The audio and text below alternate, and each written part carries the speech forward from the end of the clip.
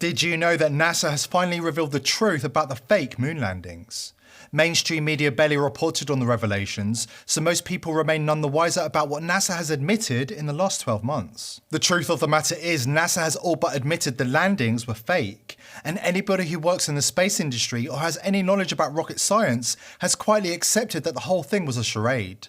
So why the hell is nobody talking about this? Before we dive in, subscribe to the channel if you haven't already, and consider joining the People's Voice Locals community for exclusive uncensored videos. The link is in the description box below this video. We literally didn't go to the moon in 1969, and to this day no human being, American, Russian, Chinese or ancient Egyptian, has been past lower Earth orbit, which is about 1,000 miles above sea level. That's right, no human being has ever been higher than 1,000 miles above sea level.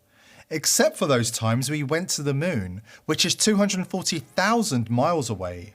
And guess what? We did that in 1969, when a computer with the computing power of a TI-89 graphing calculator was the size of a house. Fast forward to today, over 50 years later, when an iPhone has more computing power than every single computer on Earth in 1969 combined. And yet, NASA claims that we can't go back to the moon because we have lost the technology to go to the moon. Apparently, it was destroyed, but they won't tell us how or why. I'd go to the moon in a nanosecond. The problem is we don't have the technology to do that anymore. We used to, but we destroyed that technology, and it's a painful process to build it back again. But going to Mars should be one of the next series of steps that humans do. The first step should be going back to the moon for a number of technical reasons and exploration reasons, and then after that, Mars, maybe high orbit in Venus atmosphere, maybe going to Europa. There's all kinds of targets to go to, places of interest in our solar system. The only limit to human future is in our own imagination. Seems legit, but it gets even worse. Tired of people asking to analyze the original moon landing tapes, NASA had to admit that they lost them. Then the story changed, and they claimed that they had to tape over the original moon landing tapes because of budget cuts. Ready to cry a little bit? You know what they think happened to the original moon tapes? Is they might have been taped over. Taped over, right? It's not a cassette, it's not an old mixtape from college. And I do want to tell you, like great mixtapes, you know, there was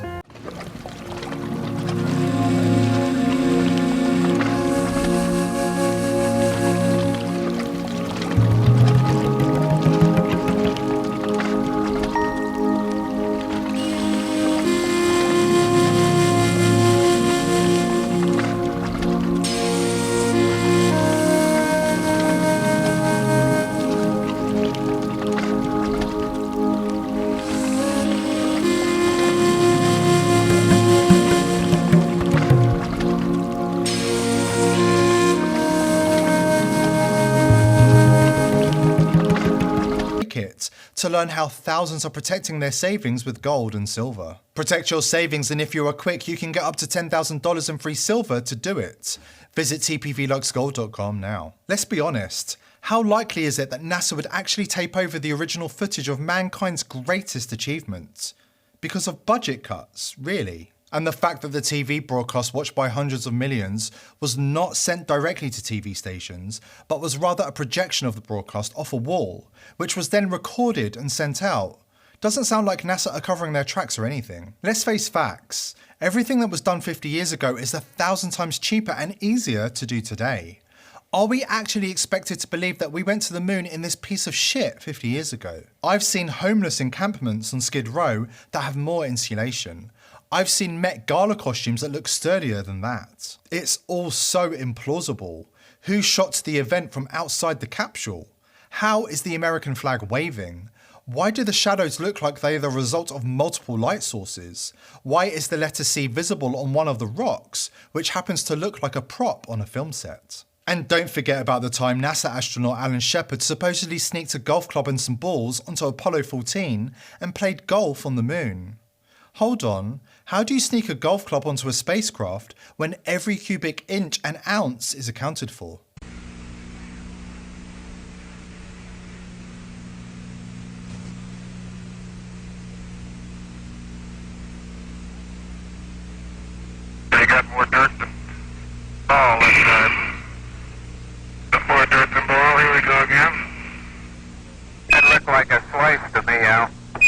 There we go. Breathe the die. One more.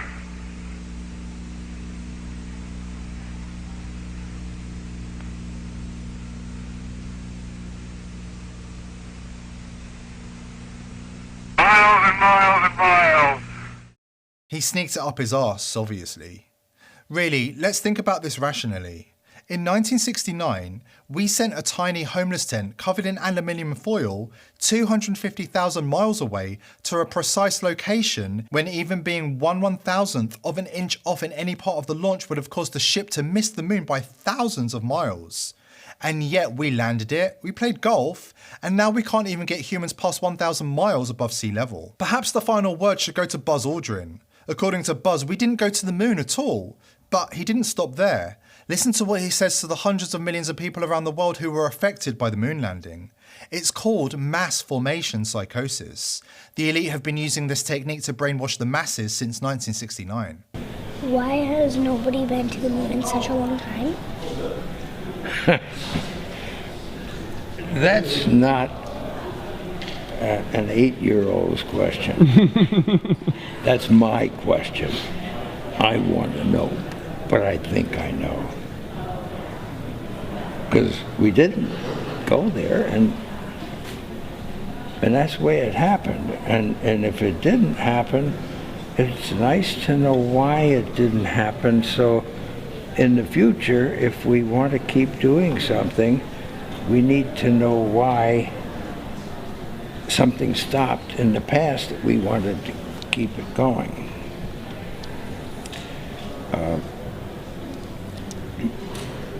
Money is a good thing. If you want to buy new things, new rockets, instead of keep doing the same thing over, then it's going to cost more money. And other things need more money too. So having achieved what the president wanted us to do, and then what thousands, millions of people in America, and millions of people around the world. You know, when we toured around the world after we came back, the most fascinating observation was signs that said, we did it. Not just us, not just America, but we, the world, different countries. They felt like they were part of what we were able to do. And that made us feel very good. Please subscribe to this channel if you haven't already, and share this video with friends and family who could do with the information, and consider joining the People's Voice Locals community. The link is in the description box below this video. I hope to see you there. Are you interested in reaching a large and growing audience? The People's Voice offers a unique opportunity to promote your brand to an audience of millions of engaged viewers. If you would like to sponsor or advertise on our show, please email sponsor@thepeoplesvoice.tv.